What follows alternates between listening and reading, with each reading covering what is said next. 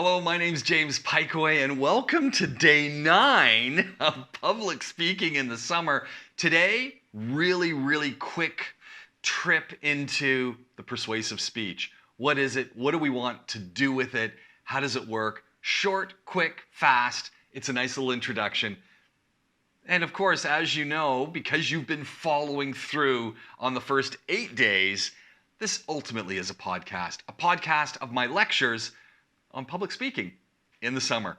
Here we go, day 9 with me, James Pikeway. And it really comes down to, as we're thinking about what we're doing, it's remembering that you've got this structure. And within the structure, that's where everything changes. So am I doing an informative speech? Am I doing a persuasive speech? Am I doing an introductory speech? Am I doing a motivational speech? The structure of it, introduction, conclusion, and remember, those parts are the parts that you hold steady and that you really do have them fixed, so that as you're doing your middle part and as you notice that your time is too fast or too slow, that you can modify that a little bit.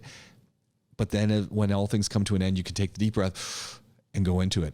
Little things that I observed, and this is just general things. First of all, you want to make sure as you're introducing your talk that it's clear what you're talking about. You don't have to be, today I'm going to talk about food, but give us that hint, right? And this is a real challenge because yes, your audience is smart, but no, they're not that smart about your topic. So you want to make sure that you frame it so that they can easily figure out, what am I going to talk about and where's it going to go? Really important as you're talking to remember to pause between the points. It's super important so that people know that we've got a break, so that you have that opportunity to use some suspense. So what's the biggest problem when we're talking about motivation? And then you pause? Us. And so then you change your voice a little bit, but so that vocal variety stuff you want to keep using, you want to keep pausing so that people can keep up with where you're going. Pronunciation. Make sure we're playing with that pronunciation of the words. If we can't pronounce the word well, don't use it.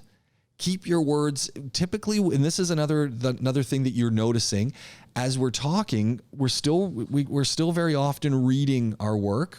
It's going to happen, especially in this Zoom context. Be very careful that as you're reading that work, it doesn't sound read.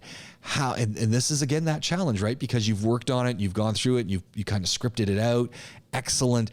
And then as you're saying it, the challenge is when you write things, we write with more syllables. When we speak with less syllables. And there were a couple of speeches where the syllables used in words were not typically the words you would use when you're talking. And often the written words have more syllables, spoken words have less syllables. Written work is long sentences, spoken work usually has smaller sentences with more breaks, because that's kind of how conversation works, and you've got the visual stuff. So play with that. You want to think about those things. Remember that it's not a bad thing. And there were a couple of speeches that did this. It was really kind of cool.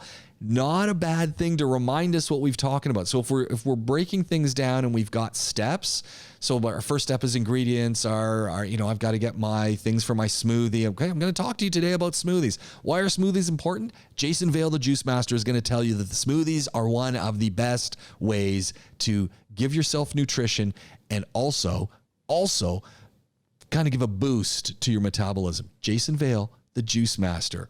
He knows. So as you're talking about these things, also remember you've got steps, and then you're going to go, so I've got my ingredients, and how do we know all this? Remember, Jason Vale talks about steps. Jason Vale talked about that. What does that do? So you remember, we've got 4 steps. We're on the 4th step now. What steps have we already gone to? Picking the ingredients, sorting them out, mixing them up. Now we've got to drink the thing, right? So you got to your 4th step. Remind people. You can keep reminding them of that. But remember, what's really important throughout these speeches as you're doing them is your ideas, for the most part, do not have any credibility. They almost have no credibility. And you need to give yourself credibility. How do you do that? You need to reference something. grandma and the plants, okay, that's interesting. That could work. Are there other references for things if we're talking about planting? So, hey, you need good fertilizer. We know this from, and we have the place. And then what's the good fertilizer to use? 797. And then we go, that's good. We know that we shouldn't be, when we talk COVID, how do we know? Well, World Health Organization says, Ministry of Health says. When we're talking about food things and we're talking about nutrition, well, how do we know? Who's making this food? Do we have any nutritionists that are doing it? Do we have anyone who's cooking that stuff? Can I go talk about, Jamie Oliver or somebody who's talking about these things? You need to reference stuff. It's very important that you have credibility for what you're saying. And in that sense, you need some sources. And think of how to do that in an elegant way. So it might be, hey, there's lots of information out there about how to make cakes and why they're important. You can go find them from the Cake Bible. You can go find this. And if you open up the Cake Bible, which is a book, if you open up the Cake Bible on page 8, it is going to talk about all of the positive things about cake making. Point number 2 is it always brings a warm smile to people's faces. So forget about the sugar. Forget about this, which if you go and you read anything from the Ministry of Health, they're going to tell you all about the bad things of sugar, and they're right. But there's a balance. And if you go and take a look at, this XYZ nutritionist, they're going to tell you, yes, sugar's bad. Doesn't mean you have to get rid of it completely. It means you need to find balance. So sources that can build into your presentations become really, really important. The other side, as I said, pausing, think of your speed. I think you're getting there. The conclusions are getting better. Again, what's the purpose of that conclusion? It's just to reference what you've said. Reference what you said in point 1, point 2, point 3. You don't have to give me a whole recap of it, but use some elegance. So, and you pause. So what have we been talking about? We've been talking about time management. How do you use your time better? You need to organize. How do you go about organizing? Boom, boom, boom. Here's my points. Now you know. And you're done, and you've gotten out of there, and people understand what they've said, and they re-referenced it. I think you're all getting there, and I think the biggest thing to think about again is, do I sound like I'm actually talking with the audience? Am I sounding personable? Am I sounding approachable? Am I sounding like I care? Am I sounding excited? One of the things, go back to the sheets that we have, is enthusiasm. Do you sound like you care about your topic every now and then? And you could be talking very slow and very measured, and this is what's really important. And then you pause. I'm so excited about this because I do this all the time. And then you go back to, that could be good. You want to show some enthusiasm. Remember, and you see, nice pause, but there wasn't a pause, but there is now. Remember, very important, this whole speech, every speech you're doing is a construction. Sender to receiver, encoded, decoded. All you're trying to do is put together the parts of it that are going to ring in someone's mind and say, personal story, good, she's connected. There's reasons why we need to do this. And it's not just because we need to do it, and that's a good thing. It's because, yes, we need to do it, and so-and-so said. That becomes really important. And the more you can link your reasons for doing things to the immediate environment of your audience, the better. So if I'm going to talk about health, I'm going to talk Ministry of Health. I'm going to talk Dubai Health. I'm going to talk about, the clinics, et cetera, that we're part of. Use them as the references, because then the audience goes, oh yeah, MediClinic, I use MediClinic. Oh yeah, Rashid Hospital, I use Rashid Hospital. Go to their website. What does it say about COVID? What is it? There's all sorts of resources there instantly that you can use. If we're talking food, if we're talking planning, et cetera, there's all sorts of things. You might have even used a textbook or stuff. Reference that. Say, well, as we saw from the TED video with so-and-so, use it. If it's there, use it. And especially if those people are relatively reliable, and you've got to make those decisions. But generally speaking, I think you as well, all of you have the opportunity to hear everyone.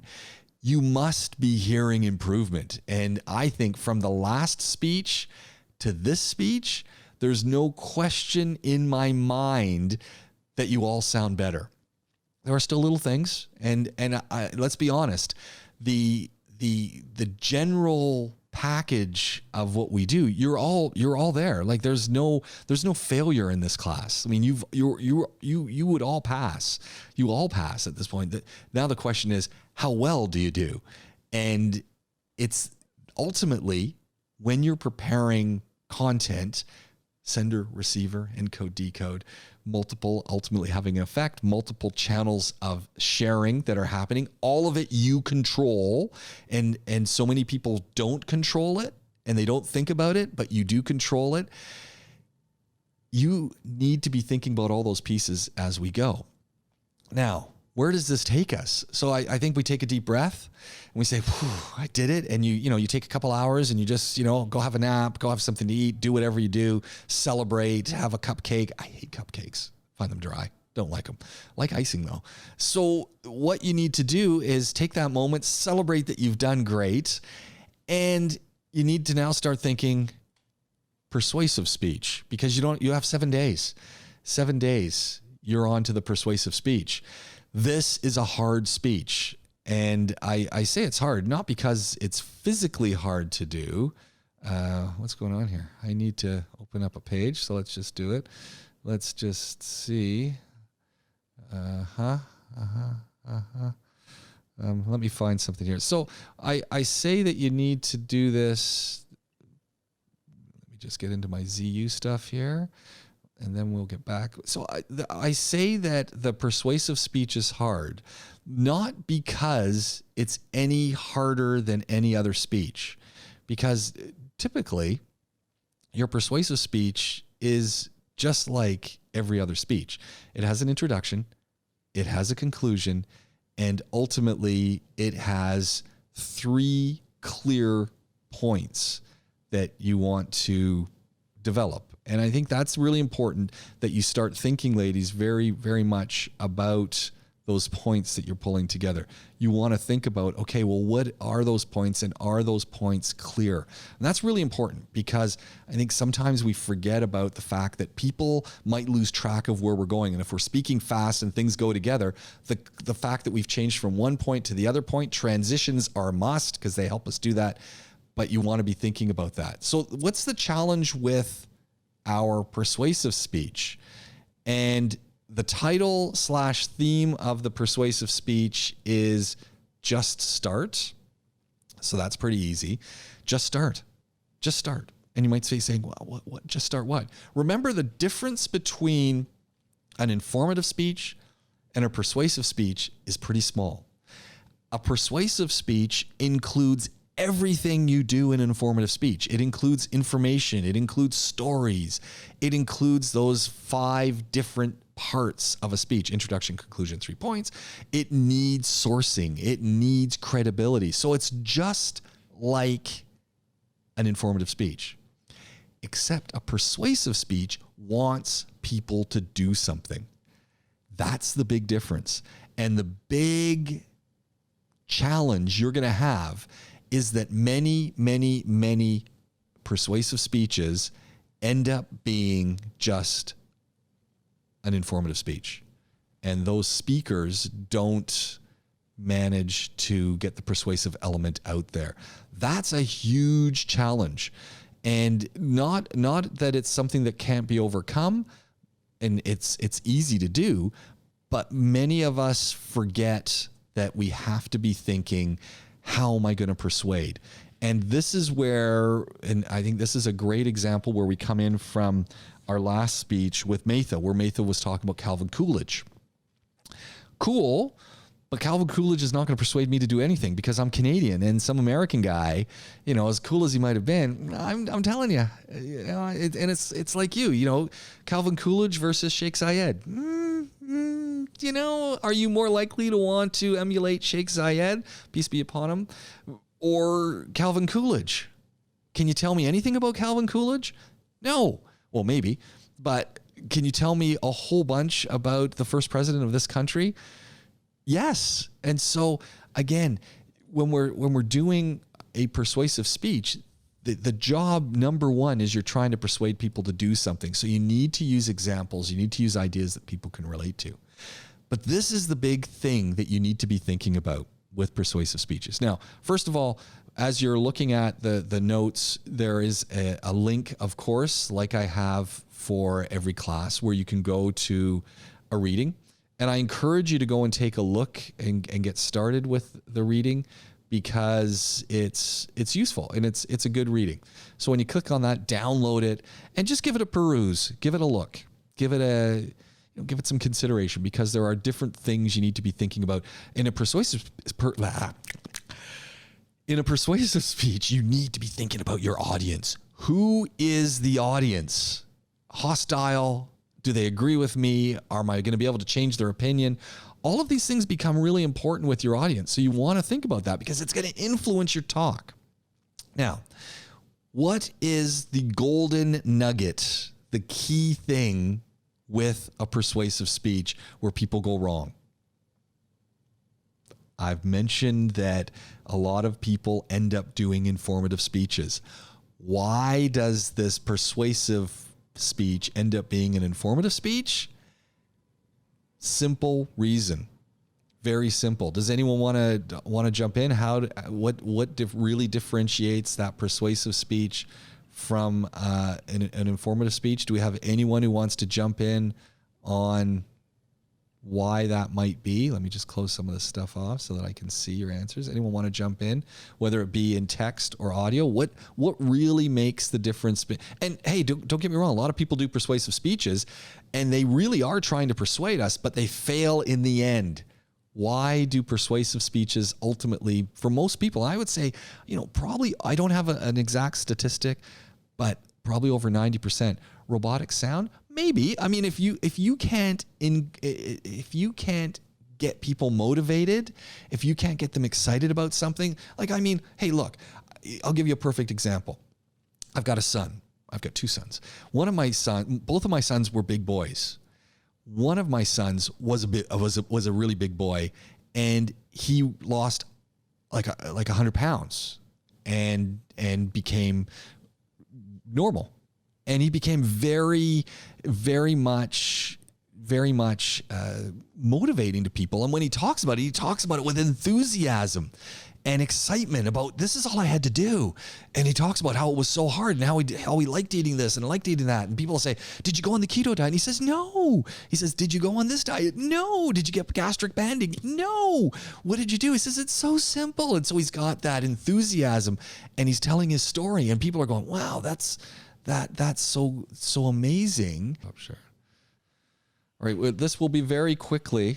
We will get this through. I will get this done very quickly for you, ladies. But it's a nice introduction to where we're going, and it gets you thinking about it will very much help you to make your persuasive speech better and help you focus as you're starting to think about what you want to persuade people to do. And remember, those persuasive speeches, again, what do you care about? What's important? What do you want to get people to do? And that's the key. So we will bring that back into focus here. And that's the key difference between an informative speech and a persuasive speech. And again, it's where people go wrong. So remember, informative speeches are what you just did. They were good. They informed us. They have a nice level of flow. They have nice, clear sections. They have examples. They have ideas. And in the end, you've told us something. We're all happy, and it's a complete success. The persuasive speech is different. So as I said before, as you're jumping into a persuasive speech, it has everything that you need when you're doing that speech. All the different parts. Yes, as Fatma said, yes, you don't want to be robotic. Yes, you need to be, your voice needs to sound like you care. You're trying to get something through. But here's the really big part, and you can have all of that and your persuasive speech can still fail. It's really important. So you've done, you've got it outlined, you've got great resources, you've got people who are saying you can do this. Maybe you're talking about healthy diets and you've given us all the things and stuff and this, and you've given us the information. And ultimately, your speech ends up still being an informative speech. You've told us why we need to diet well, why we need to eat things. You've given us all sorts of information about cardiac disease, obesity. You've got the great numbers. You've got, lifespan, and it's beautiful. It's a beautiful, beautiful speech that wants to be persuasive, but ultimately is only going to be informative. Why does that speech go from being potentially persuasive to ultimately it ends up just being a nice, dramatic, informative speech? If you're doing a persuasive speech, remember, you need to care. You need to be able to get people excited about what you're talking about, and your audiences might not want to listen to it.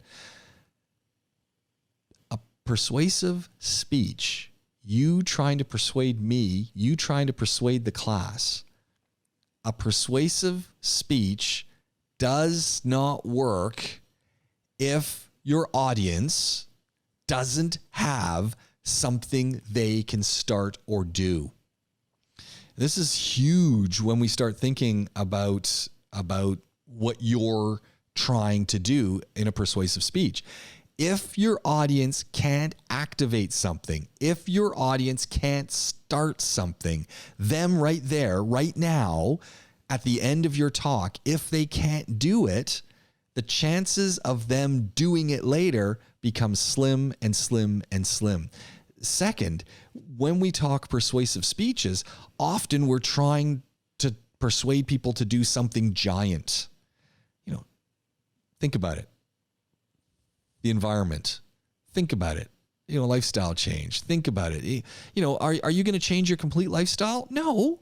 Are you going to become a more organized person? Unlikely. Are you going to save the environment? Are you going to become an eco-friendly person? 100% all in right today? I doubt it. I think anyone's going to do that.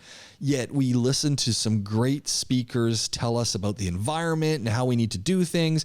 We all agree in that speech becomes a spectacular, informative speech. A persuasive speech? No. Because the challenge with a persuasive speech, and here's your challenge for your next speech, all of these great informative things, but a persuasive speech, for it to persuade someone to start doing something, needs to have a first step. If your persuasive speech doesn't have that first step where your audience can start doing it, they're not going to start. And if they're not going to start doing something, if you can't get them to start the process, then all you've done is an informative speech. Most persuasive speeches I hear, not in classes, but even outside, they don't persuade me at all because there's no way to start doing it. And if I have to then come up with the way, okay, I want you to save the environment, and this is why, and this is why, and they tell me all the reasons why, and the turtles and this and that. So, okay, great. I got to save the environment. All right. So how do I start? Maybe it's commit to not using straws when you go to the store. Not any straw, not the recyclable straw, nothing. No straws. Maybe you bring your own straws.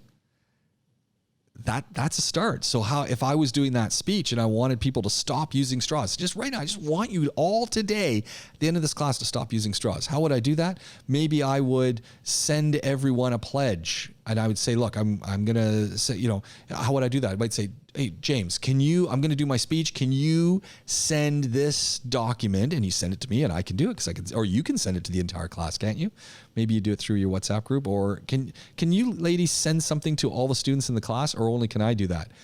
If it's only me, send it to me. So and I'm not saying do this, I'm just saying an example, but maybe you have everyone sign a pledge that says a document that says, I, Asma B will not use straws from this day on, date it, sign it, and send it back to whoever's doing the speech. You've made that pledge. Maybe get people to post up on Instagram, no, not using straws, and a picture of a glass where they're not using a straw, and say, look, commit to it. I want you to do it today. next time you have the opportunity to have that straw, I want you to do it. Or, the other one that I always love is CO2 gas emissions or saving water. And people might say, well, how can I save water? When I got to drink it, what am I going to do? It says everyone can save water brushing your teeth. Turn off the tap when you're brushing your teeth. Just turn it on to rinse. Just turn it off to clean the toothbrush. Save a lot of water that way. So those are examples of easy ways to get people to do something. But it could be as simple as I'm gonna play a talk next week that is persuading us to smile. Just smile at people when you're walking. Just give a smile to someone. Give a smile to the cleaner. Give a smile to someone who you don't know. You go somewhere and you're walking out of the store and give a smile. Why not? It makes people feel good. It makes them happy. Now, of course, there's all sorts of other things you got to think about. But generally speaking, there's a lot of reasons why smiles are a nice way to make someone feel happier, and they make you feel happier potentially, and they can be a positive thing. I've had people do talks on really simple ones, calling their grandparents, calling a grandmother or a grandfather on the phone, just to say hello, just tell you love them. Because it's a good thing to do. And as we get older, we start to get more disconnected. Sure, we might go and do our Friday dinner or Friday lunch with our grandparents if we can, especially when it's non-COVID time, and maybe we'll do that. But what about the rest of the week? Do we say anything on the rest of the week? Do we keep connected? Do we give that daily call? Do we know? Does your mother know that you love her? Have you told your mom, hey, I love you? So that could be another kind of thing. And how might I activate that? I might say, pick up your phone right now in the class. I want you to call that person just now and just say, hey, I'm just calling. I'm in class, but I just want to tell you, what, I really love you, and I'll call you back later. Boom. And they're going to go, why is she doing that? She never does that. And she says, I realized I just don't tell you how I feel enough. And anything could happen at any time. If COVID hasn't shown us that, anything could happen at any time and turn our world upside down. And I don't want that moment to come and I haven't said those words. Boom. I mean, how easy is it that, right? So your whole speech becomes, okay, so what do I want you to do right now? Stop, pick up your phone. It's possible, you see? And again, what has that done? It's activated it. It's started something. Have I persuaded them? I mean, they're going to feel good, all these things. You've given them all the reasons. You've given them the first start. At least they've had the first opportunity and a reason to start doing it, as opposed to, I want you to do this. And just do it some other time. It's like, no, do it right in front of me. Do it right now. And I think that's a really big thing that you want to think about as you're producing your persuasive speech.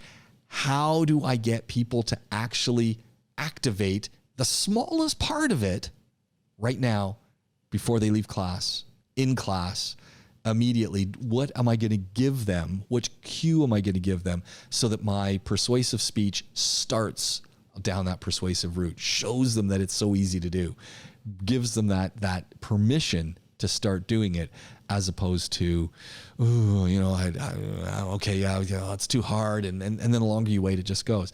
So that becomes the big challenge, ladies, with persuasive speeches, is that people don't actually do anything. And so it's a lot of talk. It just becomes an informative speech, and you really want to persuade people to start doing things. So I want you to take a look at the reading, and I also want you to watch this video. And it's a great video by the chef Jamie Oliver. I want you to watch it for next class. It's about 20 minutes long. And I think that it's a pretty long one, but I want you to watch it. And I want you to watch it for a few reasons. I want you to watch it for, one, how he uses his notes. 2, I want you to watch it for how he uses PowerPoint and video. And 3, I want you to watch it for how he uses props and how he builds them into the talk. And ultimately, what's he trying to persuade us to do?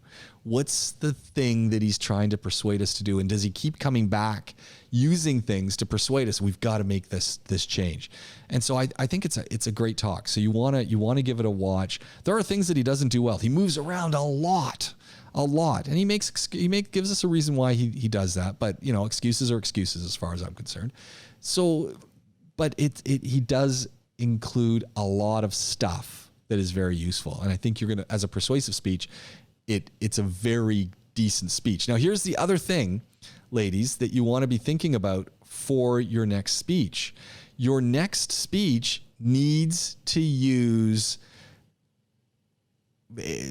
images. It needs to use a PowerPoint, a keynote. It needs to, now it doesn't mean you have to have 20, 30 slides, but you're going to have to use visuals, and not you, but things. So you need to be thinking, okay, hold on a second. Now we've just been doing our talks just as they go. Now I've got to include yet another element in it. So now you've got two elements that you need to be thinking about. One, you've got, so three really. One, you've got your whole talk. Two, you've got to be thinking, I need to get people to activate this. And three, I need to be thinking, I need to now supplement, build on, accentuate, highlight my words with some form of image that I'm going to be playing out, you're going to be playing out through a shared screen on your computer. So you got more things to be thinking about here. And so you're going to want to go back to all that audiovisual stuff that we've been talking about. Take a look at how Mr. Oliver does it, and I'll be showing you more stuff. But ultimately, start thinking about your next speech and start thinking about how it's all going to come together and what are you going to try and persuade people to do. And that's the key. And it could be a simple thing. It could be a simple thing. It doesn't have to be giant. It could be one very small thing that you want them to do.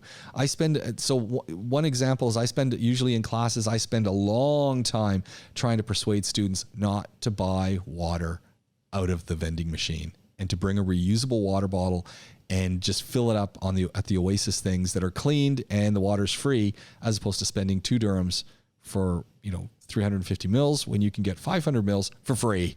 All you have to do is have a container to put it in. So think about what you want to convince people to do and start letting that gel in your head. You have the procedure, you have the way, you have the techniques, you know what you got to do. So now it's just playing with it. You have been listening to Public Speaking in the Summer with me, James Pikeway. You want to get a hold of me? Really simple, at the Jamescast across all the socials. Hey, you know what? You want to send me an email? james.piekcowye@zu.ac.ae, or just look me up, www.jamesed.com. You've been listening to Public Speaking in the Summer, Day 9.